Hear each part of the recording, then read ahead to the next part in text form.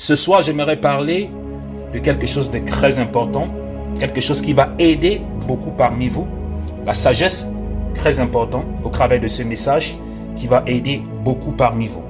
Et ce dont j'aimerais partager aujourd'hui, c'est les 5 types de personnes avec lesquelles il ne faut jamais s'associer dans la vie. Ok? Donc, les 5 types de personnes avec lesquelles il ne faut jamais s'associer dans la vie. Gloire à Dieu.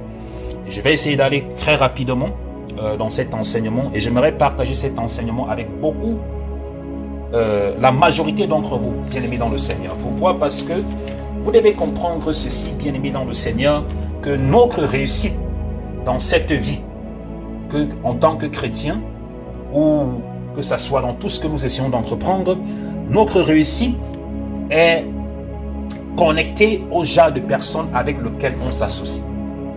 C'est très important. Je vais dire encore, je dis ceci.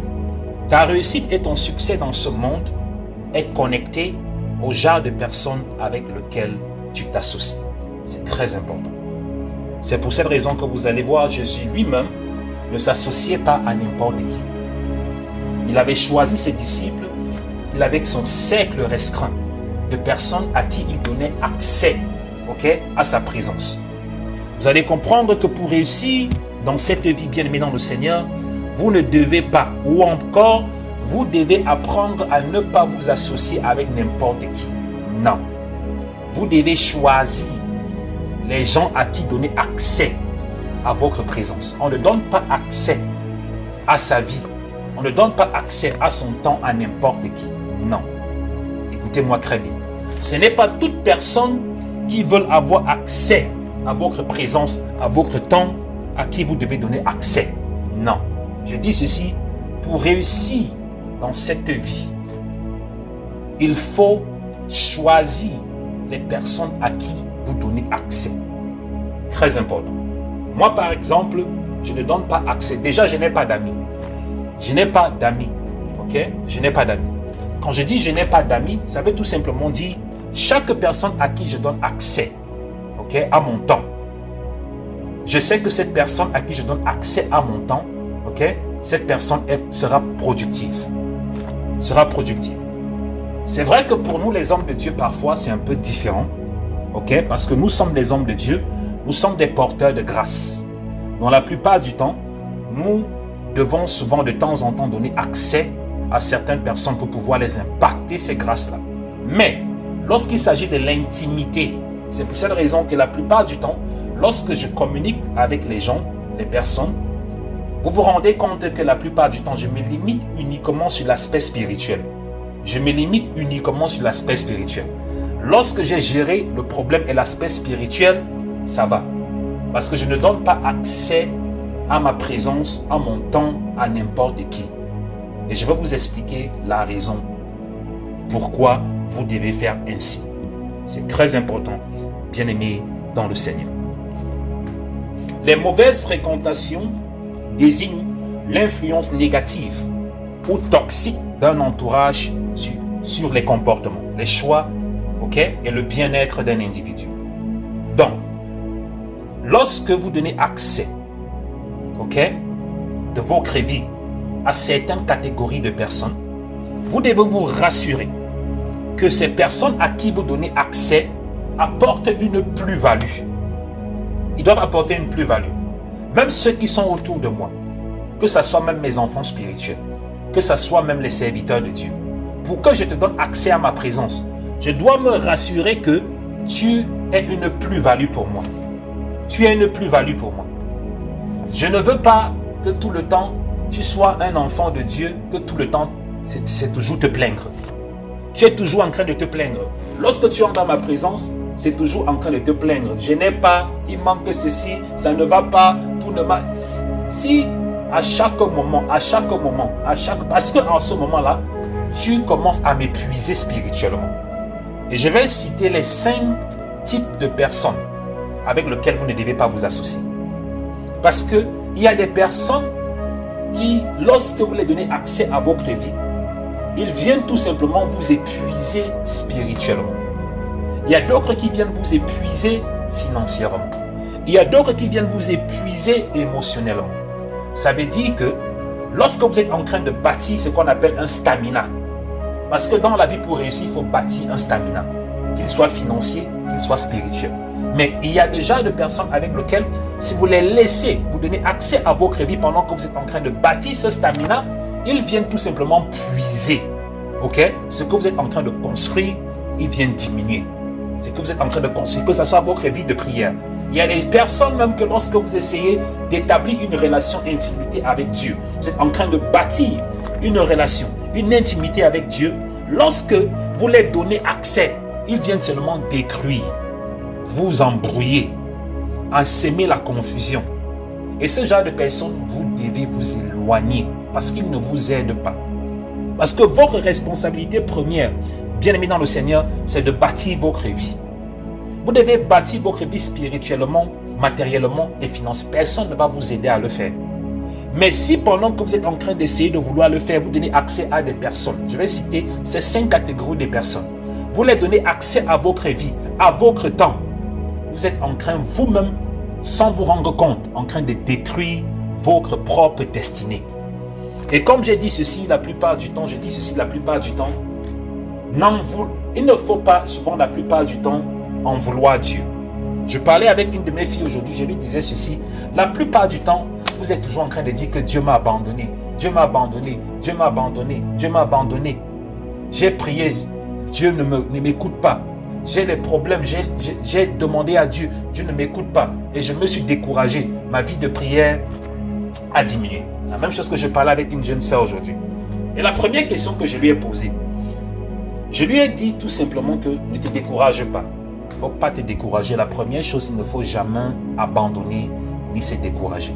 Parce que c'est ceux qui sont les plus résilients qui réussissent dans ce monde.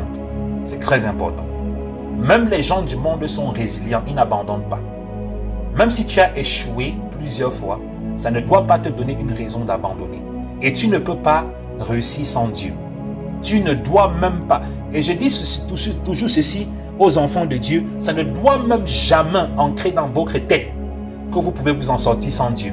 N'imaginez jamais ça. C'est quelque chose que lorsque le diable commence à vouloir vous donner ces pensées-là, lorsque le diable commence à vouloir injecter ces pensées, non, tu n'as pas besoin de Dieu parce que depuis que tu es en train de prier, tes problèmes s'empirent, tu n'as pas besoin, tu es en train de perdre ton temps, il ne t'écoute pas, il ne t'abandonne. Ça, c'est comme ça que le diable, la plupart du temps, parle à vos pensées. Donc, c'est quelque chose qu'il ne faut jamais envisager. Parce que nous sommes zéro. Nous sommes zéro. Ok? Nous, les hommes, nous sommes zéro. Ok? Et le nombre zéro, n'est-ce pas, ne représente rien. C'est rien. 0 plus 0 est égal à 0. N'est-ce pas? Donc nous sommes zéro. Sans Dieu. Et Dieu, il est 1. Donc maintenant, si tu as 0 plus 0, si tu t'associes à une autre personne qui est 0 comme toi, ça donne 0. Mais pour que ta vie ait de la valeur, il faut que tu t'associes à quelqu'un qui a de la valeur. Ok? Donc, Dieu est 1, toi tu es 0. Ok? Donc ça veut dire que si on ajoute 0 à 1, ça fait 10. Ça te donne de la valeur. Donc c'est Dieu qui nous donne de la valeur. Ok? Tu dois savoir ça. C'est Dieu qui va te donner de la valeur. Donc tu ne peux pas t'en sortir sans Dieu. Nous ne pouvons pas nous en sortir sans Dieu. Que personne ne pense, que cela n'entre jamais dans les pensées de quelqu'un. Et c'est ce que j'expliquais à cette jeune sœur en lui disant ceci. C'est vrai, mais ce que je vais ajouter par rapport à ça, tous les problèmes que tu as aujourd'hui, c'est tout simplement parce que tu as fait des mauvais choix. Et Dieu n'était pas avec toi lorsque tu posais ces choix-là. Et je suis en train de parler, par exemple, aujourd'hui. Beaucoup parmi vous, vous êtes en train de m'écouter. Et j'étais en train de parler, plutôt, lorsque j'étais en train de parler, investir, ok, dans Dieu. Investir dans l'œuvre de Dieu. S'occuper des veuves et des orphelins. Ça, c'est un investissement qui va aider et qui va produire dans la vie de chaque personne. Ça, c'est Dieu qui nous dit. Je vous donne cet enseignement. Mais maintenant, parmi nous, il y a des gens qui ne suivent pas. Il y a des gens qui n'obéissent pas à ça. Et maintenant, plus tard, ils vont faire face à des difficultés financières, à des problèmes. Ils vont en vouloir qui? Ils vont en vouloir qui? Et pourtant que, dès le départ, Dieu nous avait dit ce qu'il fallait faire. Et j'étais en train d'expliquer cela, que la plupart de nos problèmes, ok, 99% de nos problèmes, je vais même dire 100% de nos problèmes. Parce que je voulais dire le 1% là, c'est le diable. Même le diable, pour nous causer des problèmes, il faudrait que nous lui donnons accès. Ok? Donc ça veut dire que 100% de nos problèmes viennent tout simplement de nos, je dis bien, de nos mauvais choix et de nos mauvaises décisions. Dieu n'était pas là. Dieu n'a jamais conseillé quelqu'un à faire des mauvais choix ou des mauvaises décisions. Ok? Si quelqu'un peut me dire aujourd'hui que Dieu l'a conseillé à faire des mauvais choix ou des mauvaises décisions, que cette personne lève son doigt. Si quelqu'un peut me dire aujourd'hui que sa vie, les mauvais choix et les mauvaises décisions qu'il a eu à prendre, qui est en train de faire que cette personne est en train de souffrir, que tu es en train de souffrir, c'est à cause de Dieu. Donc maintenant, lorsque nous prenons ces mauvais choix, nous faisons ces mauvais choix, nous associons à des mauvaises personnes. Pourquoi maintenant, lorsque nous sommes dans les problèmes, nous voulons mettre la responsabilité sur Dieu? Pourquoi maintenant, lorsque nous sommes dans les problèmes, nous voulons mettre la responsabilité sur Dieu? Oh, j'ai pris, Dieu ne m'entend pas. Oh, j'ai pris, Dieu ne m'aide pas. Est-ce que c'est Dieu qui t'a envoyé? Ok? Est-ce que c'est Dieu qui t'a envoyé d'aller dehors commettre la fornication et être enceinte? Attraper les maladies, tu es tombé malade, tu es parti. Qu'est-ce que Dieu a dit? Dieu a dit qu'il faut aller dormir dehors. Si tu n'es pas marié, c'est Dieu qui t'a envoyé. Tu es parti tomber enceinte. Maintenant tu es seul, tu te retrouves seul. L'homme avec qui tu es parti dormir t'a abandonné. Maintenant tu es en train de souffrir avec l'enfant. Ok? Maintenant tu commences à te plaindre, tu viens prier, tu plains que Dieu t'a abandonné, Dieu te voit souffrir. C'était la faute de Dieu.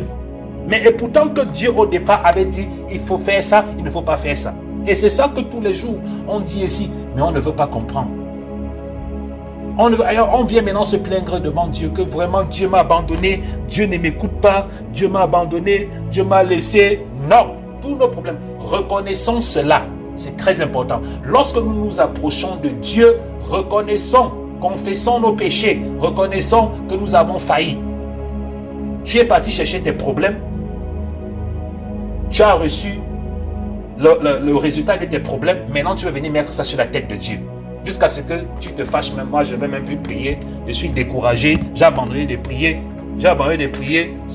parce que Dieu ne m'écoute pas. Dieu est obligé de t'écouter. Toi tu l'as écouté, lorsqu'il te parlait, tu l'as écouté. Maintenant pourquoi tu veux qu'il t'écoute? Bien-aimés dans le Seigneur, arrêtons de nous comporter comme des enfants. Arrêtons de nous comporter comme des enfants. Ok? Et apprenons à nous comporter comme des personnes matures. C'est très important. Dieu n'est pas notre camarade, il n'est pas notre égal. Parce que tous nos problèmes que nous avons, j'ai dit tous nos problèmes, même moi mes problèmes que j'ai en tant qu'homme de Dieu, ce n'est pas la faute de Dieu. Dieu ne m'a jamais envoyé d'aller faire des choses et ça ne marche pas. Et je viens me plaindre que Dieu, j'ai fait ça, ça n'a pas marché. J'ai fait ça, ça n'a pas marché. Vraiment, je prie, je jeûne, ça n'a pas... Je ne vais jamais me plaindre. Je vais seulement aller dire, Père, j'ai fait, je demande pardon. J'ai fait le mauvais choix. Je ne t'ai pas consulté. Aide-moi. C'est tout. Et je m'assois et je l'attends. Je m'assois, je l'attends. Et dis, Père, aide-moi. Moi, voici ici, je suis là, aide-moi. Et je l'assois, je l'attends. J'arrête de me plaindre. Tout ce que je fais, je m'assois seulement, j'attends. Je m'assois, j'attends. Tout ce que je peux seulement dire de temps en temps, c'est que Père, me voici, souviens-toi de moi, ne m'oublie pas. Je suis assis ici, là où tu m'as laissé. Je ne vais pas dire, oh vraiment, depuis je me suis découragé, j'ai demandé à Dieu, Dieu ne m'a pas écouté, vraiment, je prie, je jeûne, j'ai demandé. Vous êtes qui pour demander à Dieu ce qu'il doit faire et comment il doit faire et quand il doit faire? C'est lui qui est la cause de nos problèmes. Non, bien-aimés dans le Seigneur. Donc, apprenons à devenir matures. Comportons-nous comme des adultes dans le Seigneur. Arrêtons de nous comporter comme des enfants, comme des nouveau-nés. Apprenons à nous comporter comme des personnes matures. Et Dieu, lorsqu'il se rend compte que tu es mature, Dieu te considère comme une personne mature. C'est comme ça.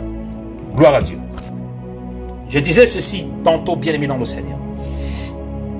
La Bible met en garde contre le fait de s'associer avec certains types de personnes.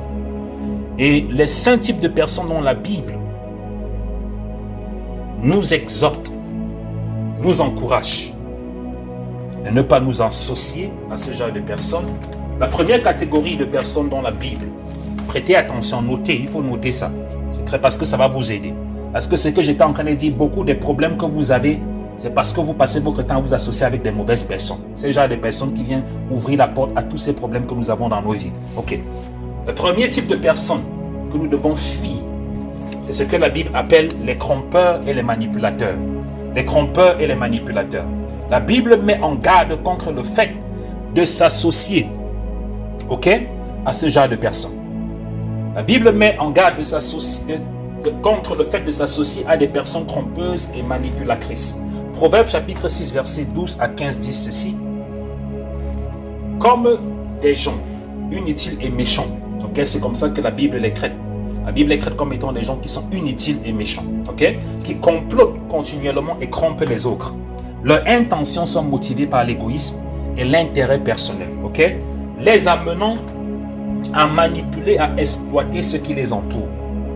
Être proche de telles personnes peut mettre en danger votre bien-être, notre confiance, notre croissance spirituelle. Proverbe chapitre 20 verset 19 déclare ceci. Met en garde contre le fait de s'asseoir avec ceux qui sont des trompeurs et répandent des mensonges. Ces individus ont tendance à déformer la vérité, à répandre des mensonges et à se livrer à des pratiques trompeuses. Leur influence peut nous égarer, éroder notre confiance envers les autres, semer des graines d'amertume, entraver notre capacité à discerner la vérité de Dieu. Gloire à Dieu. Donc la première catégorie des personnes dont j'ai mentionné, ce sont les personnes trompeurs ou manipulateurs. Les manipulateurs. Ok? Ce genre de personnes, vous devez fuir ce genre de personnes. Ils sont pleins. Ils sont pleins. Et ce genre de personnes, pour moi, je vous dis, ce qui me concerne, ce genre de personnes, c'est ce genre de personnes que je croise le plus dans l'œuvre de Dieu. Entre parenthèses, qui se font passer pour des hommes et des femmes de Dieu. Ils sont nombreux. Très important. Ce genre de personnes, c'est le plus que moi je dis par exemple, que je rencontre le plus. Les personnes trompeuses et manipulateurs. Les personnes qui se font passer pour ce qu'ils ne sont pas. En d'autres mots, c'est ce que je savais dire. Des personnes qui se font passer pour ce qu'ils ne sont pas. Ils sont là uniquement pour leurs intérêts.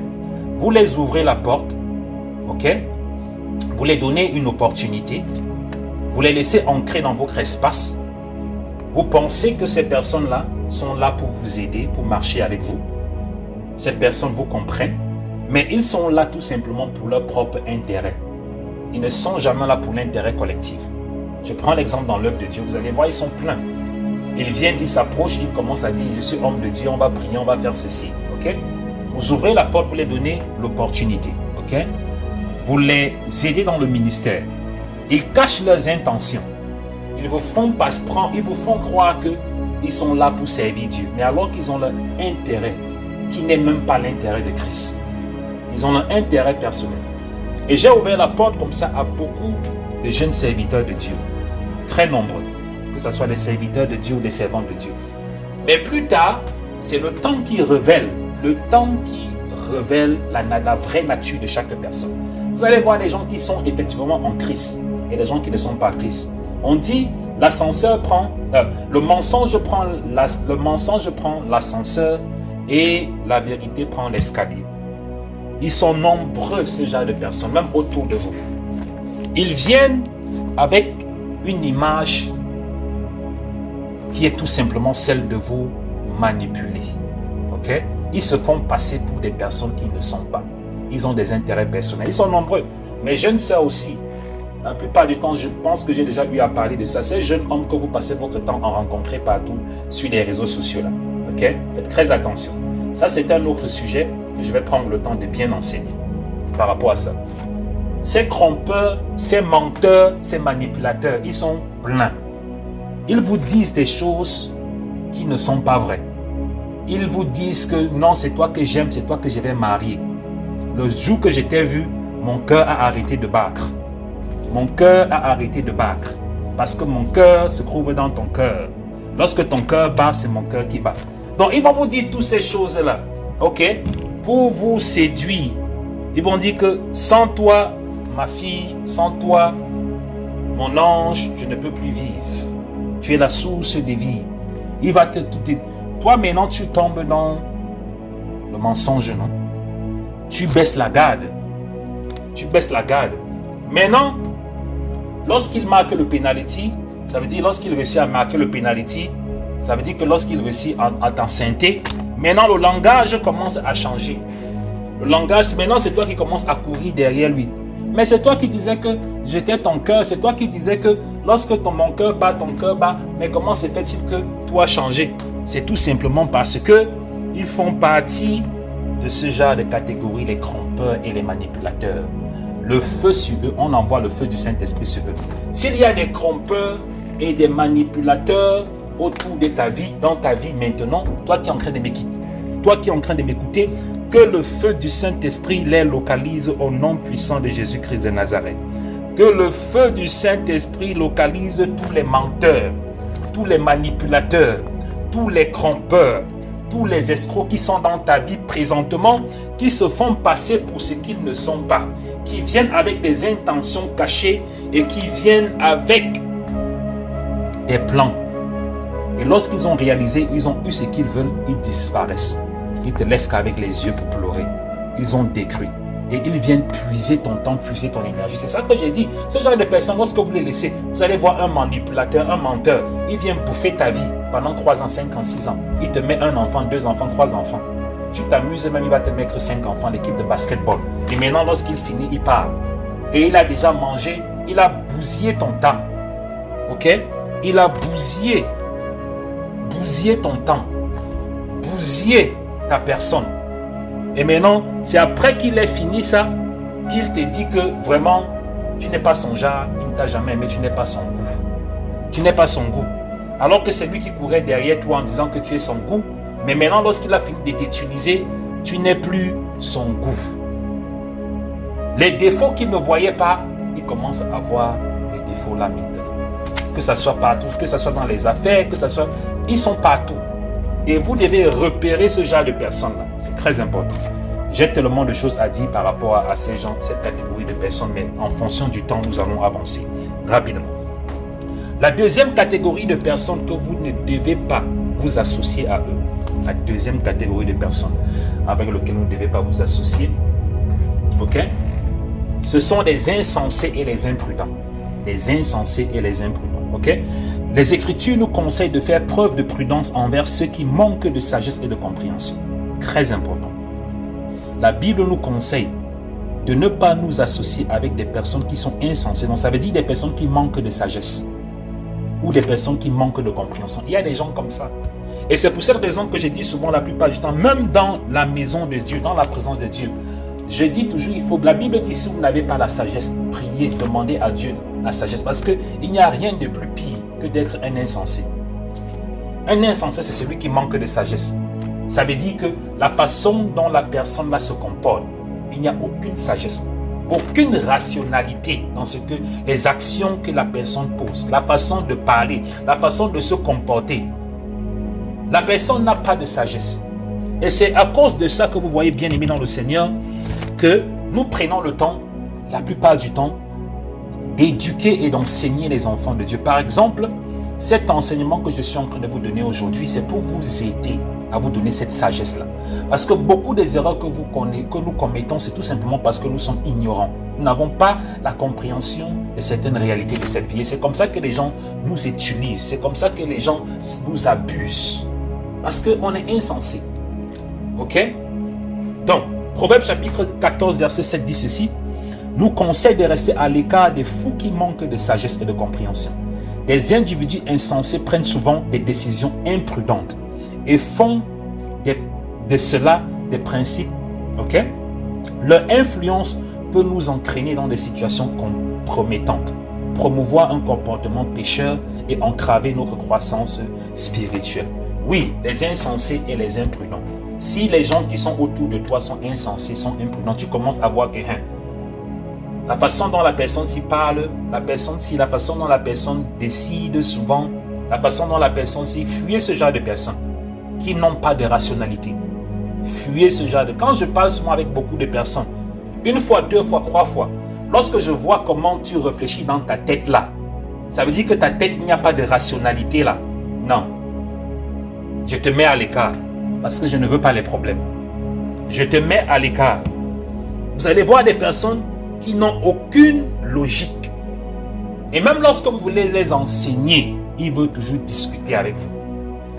Ils veulent discuter. Et c'est pour ça que ce genre de personnes, je ne gaspille même pas mon énergie par rapport à ça. Parce que ça ne sert à rien de discuter avec ce genre de personnes. Et je pense que j'avais parlé d'un exemple ici. J'avais parlé de l'exemple d'une jeune sœur qui s'était fait arnaquer. Et c'est pour ça que j'avais dit ceci. Je dis toujours ici, tout le temps, par exemple, je prends un exemple, que si quelqu'un se fait passer pour moi et vient vous demander de l'argent, je dis toujours ceci, je ne demande l'argent à personne. Ne le faites pas. Parce que si quelqu'un vient vous dit, déjà ce n'est pas mon numéro, je n'ai qu'un seul numéro. Vous ne prenez pas le temps d'appeler pour confirmer. Je suis joignable, tout le monde peut me contacter. Mon numéro est ouvert. Mais vous prenez la peine de prendre votre argent, envoyer à la personne sans même me contacter. Et c'est ce qui s'était passé avec une jeune sœur. Il y a plusieurs cas comme ça, mais c'est un exemple. C'est cet exemple qui m'avait le plus fait rire. Donc, la personne l'a appelé, la personne lui a demandé, c'était 10 000 francs. La jeune sœur, je pense qu'elle était du côté du Cameroun, et que j'ai demandé 10 000 francs d'envoyer. La sœur aussi a envoyé les 10 000 francs à la personne.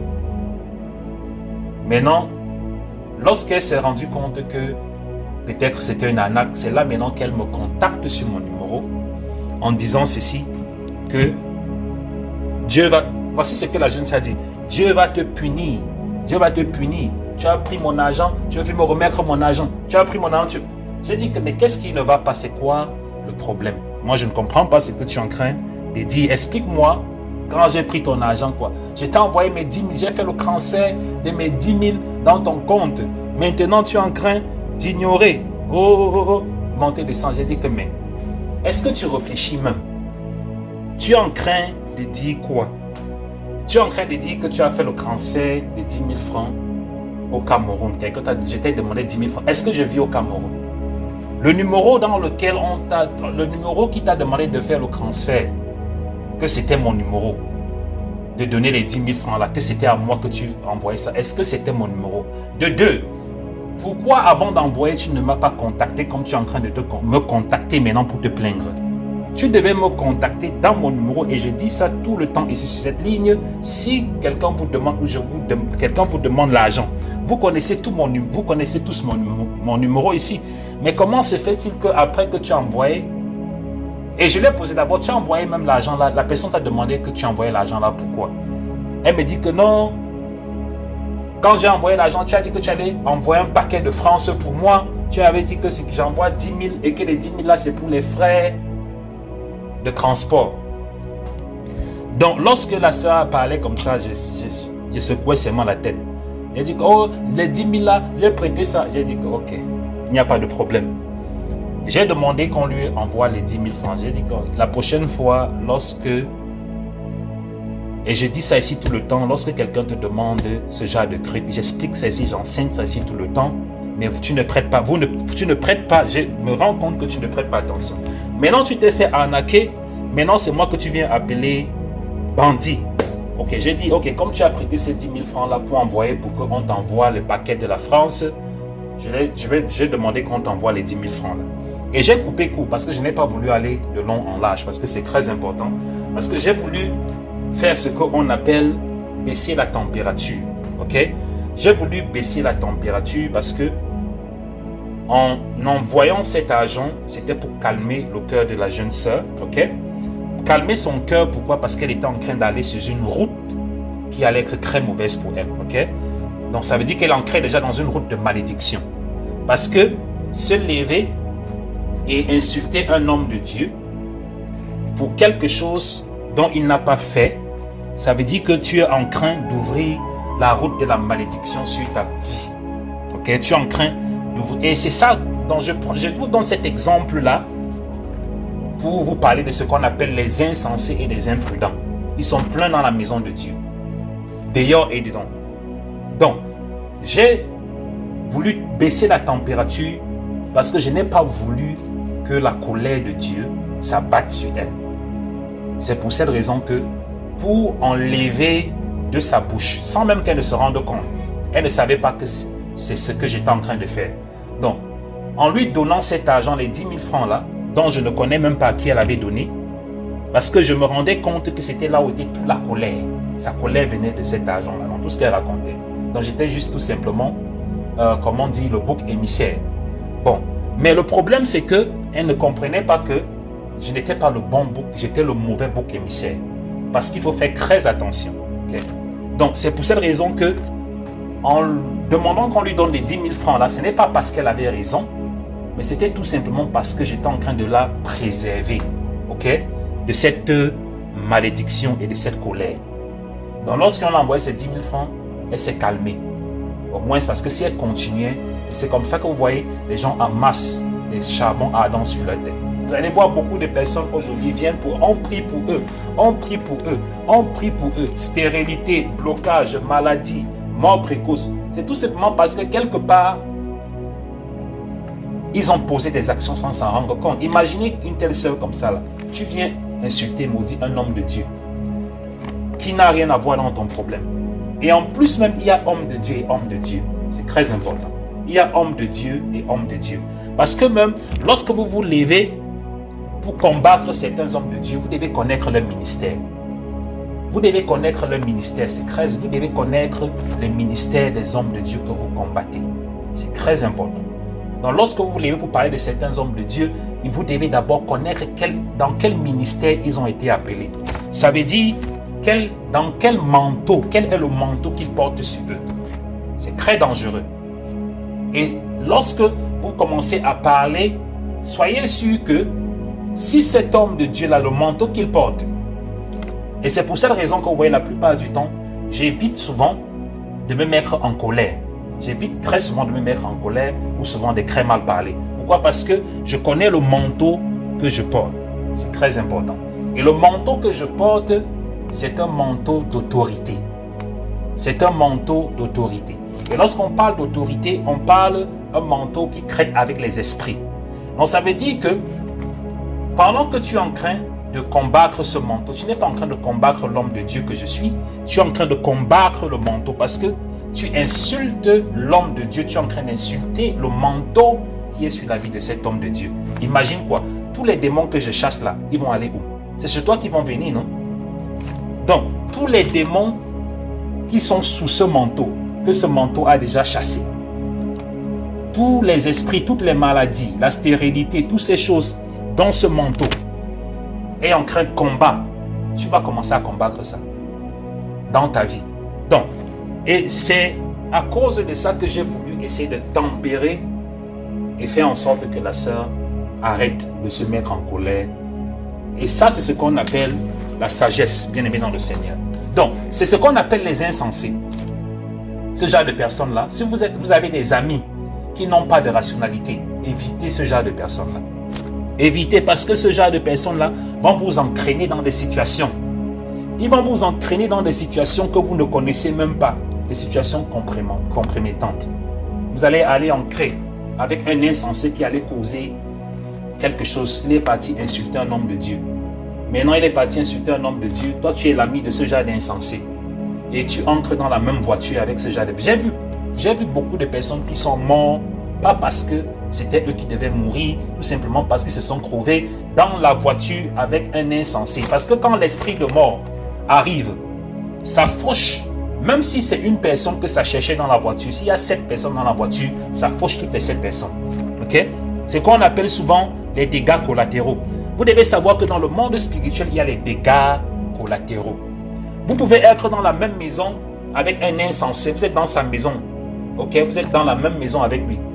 Mais les dégâts collatéraux qu'il est parti chercher, lorsque la tempête vient, ça renverse la toiture de cette maison-là. Toi, tu es dedans là, est-ce que tu connaissais? C'est comme ça que vous voyez souvent, la plupart du temps, bien aimés dans le Seigneur, nous payons même les pots que nous ne connaissons pas. Nous nous trouvons dans des situations que nous ne connaissons pas. Tu es dans la maison, ton époux est un insensé, ton épouse est une insensée. Elle part chercher les problèmes, par exemple, quelque part avec un homme de Dieu ou quelque part. Maintenant, les problèmes là maintenant, quand il y aura retour à l'envoyeur, ça va venir te trouver. Tu vas commencer à porter des fardeaux que tu ne connaissais pas d'où ça vient. Tu commences à porter des fardeaux dont tu ne connais pas l'origine. Tu commences à porter des souffrances dont tu ne connais pas l'origine. Et beaucoup parmi nous qui sont des enfants, beaucoup parmi nous, nous portons les fardeaux de nos parents parce qu'ils étaient des insensés. Ils ont posé des actes et des actions dont les répercussions aujourd'hui, nous sommes en train de les payer. Donc, la Bible nous demande d'éviter ce genre de personnes. Si quelqu'un autour de toi n'a pas la sagesse de Dieu, évite ces personnes-là. Ne donne pas accès à ta vie à cette personne-là. Gloire à Dieu. Ça, c'est la deuxième catégorie de personnes, comme j'ai dit, bien-aimés dans le Seigneur, que nous devons éviter. Proverbe chapitre 27, verset 17 dit ceci. Comme le fer aiguise le fer, ainsi un homme aiguise la face de son ami. Donc tu t'associes avec un insensé, tu vas devenir aussi insensé. Ok? Donc, nous devrions rechercher des compagnons qui sont sages et poursuivre une compréhension divine. Proverbe chapitre 13, verset 20. Ok? Il dit, enseigne, celui qui fréquente les sages devient sage. Le compagnon des fous sera éprouvé. Proverbe chapitre 26, verset 11 déclare ceci. Comme le chien retourne à ses vomissements, l'insensé répète sa stupidité. C'est ce que la Bible dit. Donc l'insensé répète sa stupidité. Gloire à Dieu. La troisième catégorie de personnes que nous devons éviter de fréquenter, bien-aimés dans le Seigneur, c'est les personnes querelleuses et divisives. Ok? Les personnes querelleuses et divisives. Ça, c'est la troisième catégorie, troisième type de personnes que nous devons éviter de fréquenter, de nous associer. Gloire à Dieu. Et je vais m'arrêter là pour cette troisième partie parce que c'est un peu très long. Je vais continuer les autres parties vendredi. Nous allons finir cet enseignement vendredi parce qu'il y a beaucoup d'informations à donner par rapport à ça, mais je ne veux pas donner beaucoup d'informations pour vous embrouiller.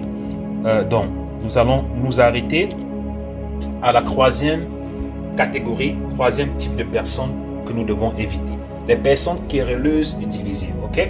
La Bible nous encourage à nous éloigner des personnes qui sont constamment argumentatives. Ok? Querelleuses et inclines au conflit. Ok? Donc, ça veut dire des personnes qui sont toujours en train de discuter, bagarrer, insulter, fâcher. La Bible nous demande d'éviter ce genre de personnes qui créent les problèmes tous les jours. Et je pense que chacun d'entre nous, nous avons eu et nous connaissons ce genre de personnes, que ce soit dans nos familles, autour de nous. Okay? Proverbe chapitre 22, verset 10 avertit que l'insensé ne veut pas qu'on le reprenne. Il ne se détournera pas vers les sages. Okay? Ces individus prospèrent dans le conflit. Ils cherchent tout le temps à semer la discorde et la division.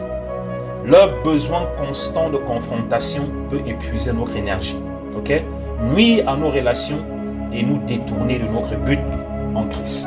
Ça, ce sont les personnes tout le temps qui sont conflictuelles. Ok? Et qu'est-ce que nous devons faire? Nous devons maintenir des limites saines en évitant des conflits inutiles. Parce qu'il faut savoir, les conflits inutiles, la plupart du temps, puisent notre énergie physique et notre énergie spirituelle. Ok?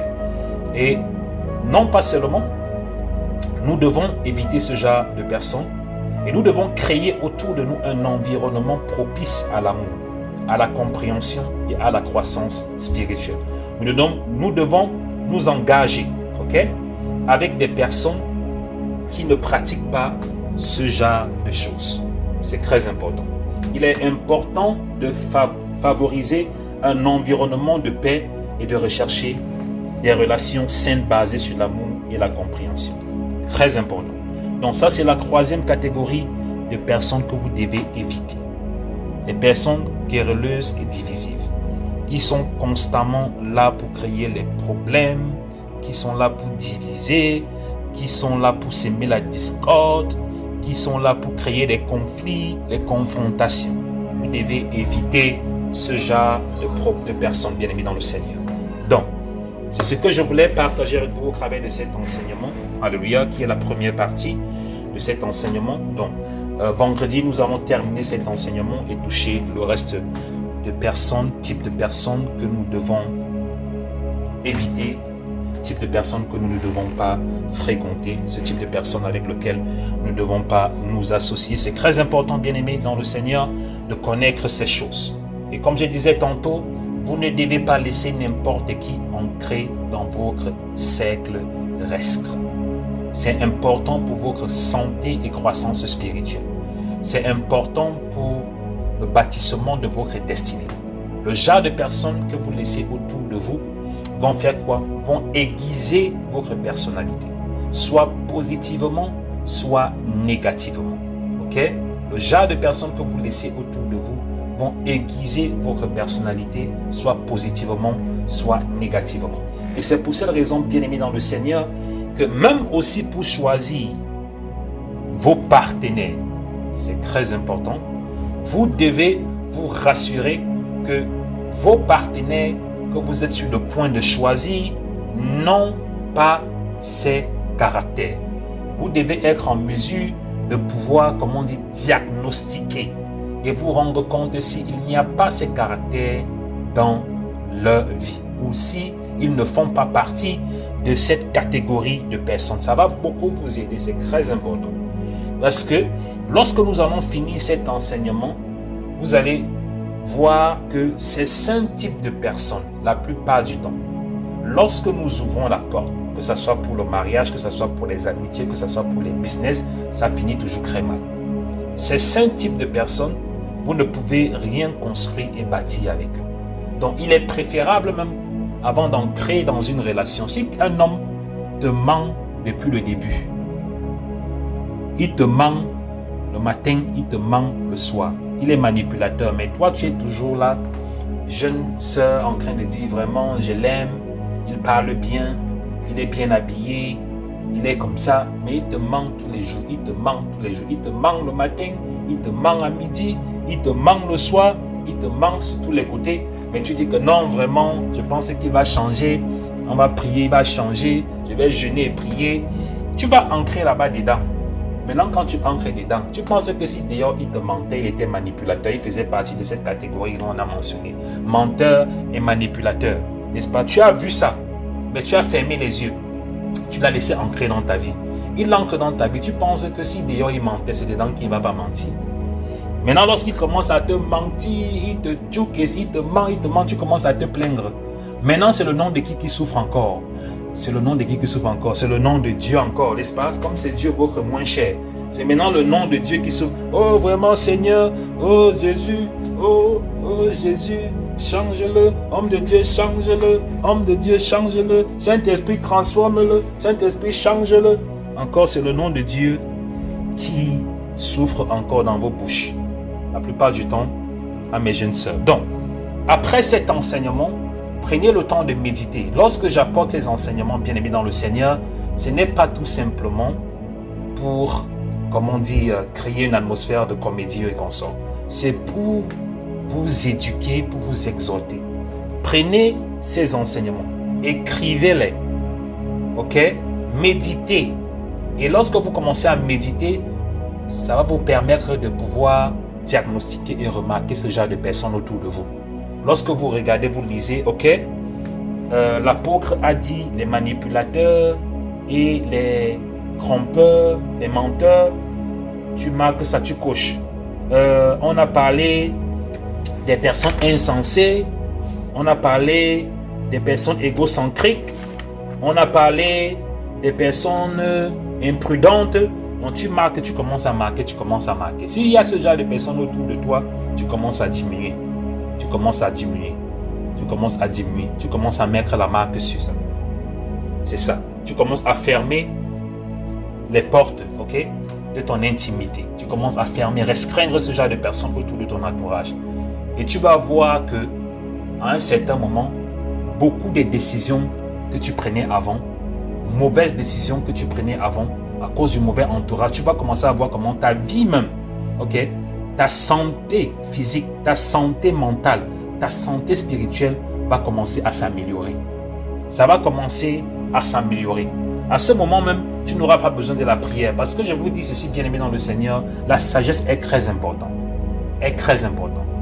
Lorsque vous connaissez certaines choses et vous commencez à les appliquer, ça commence à créer cette atmosphère, cette santé spirituelle, mentale, émotionnelle dans votre propre vie. Et à ce moment, vous n'avez même plus besoin de la prière. Il y a certaines choses qu'on n'a pas besoin de la prière. Il y a certaines choses que tu dois seulement savoir que ici, c'est mauvais. Et tu arrêtes ça. Tu n'as pas besoin d'aller prier. Oh Seigneur, Seigneur, oh vraiment, Seigneur, est-ce que c'est mon mari? Est-ce que c'est mon mari? Tu as dit que c'est mauvais, c'est mauvais. Tu n'as plus besoin encore d'aller déranger Dieu. Tu n'as plus besoin encore d'aller te mettre devant Dieu et dire, Seigneur, montre-moi si c'est lui qui sera mon mari ou pas. Tu as déjà vu. Dieu t'a déjà montré, c'est un menteur, c'est un gigolo, c'est un trompeur. Mais toi, tu es encore en train d'être, tu prends encore ça, tu amènes devant Dieu. Vraiment, Seigneur, Dieu, montre-moi si mon mari, montre-moi, donne-moi un signe, donne-moi un signe, donne-moi un signe, si c'est mon mari. Même là, le diable va te donner le signe. Parce que c'est là-bas, il veut que tu manques. Le diable va te donner le signe. Maintenant, tu vas dire que c'est Dieu qui t'a donné le signe. Maintenant, tu peux entrer là-bas dedans.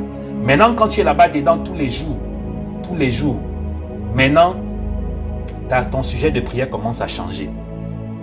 Tu commences à prier maintenant. Oh Seigneur, change-le, j'envoie le feu, j'envoie le feu, j'envoie le feu sur toutes les femmes là, j'envoie le feu sur toutes les femmes qui cherchent mon mari, les femmes, vous êtes dehors, le feu sur vous, le feu sur vous. Tu envoies le feu sur les femmes là quand il était dehors, tu ne savais pas qu'il était bandit.